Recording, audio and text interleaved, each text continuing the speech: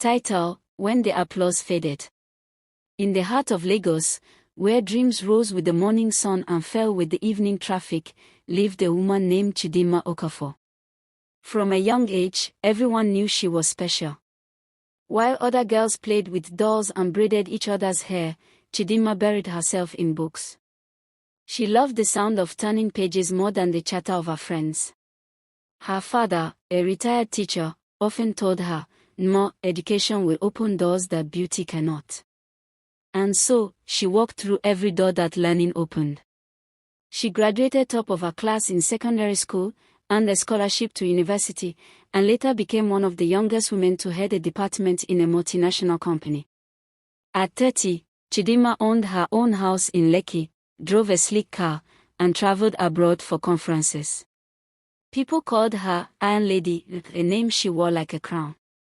She was respected, admired, even envied. But somewhere in all her achievements, something quiet and human began to fade. Suitors came, of course. Men who admired her beauty, her intelligence, her grace. But Chidinma found a reason to turn each one away.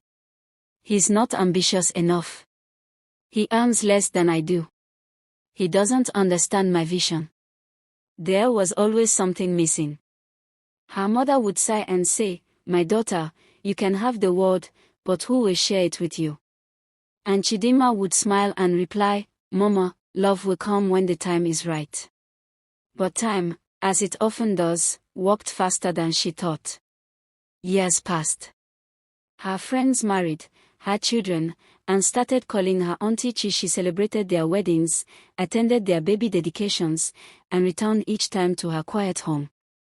It didn't bother her at first. She told herself she was different, that marriage was not the measure of success. Yet, as the applause from her career began to fade, so did the noise that once filled her days. Younger faces replaced her in meetings, her phone rang less, and her once busy calendar grew empty. One evening, as the sun dipped behind the tall buildings, Chidinma sat by her window with a cup of tea. She watched the children on her street chasing each other, their laughter echoing into the twilight. For the first time in a long while, she felt the weight of her silence.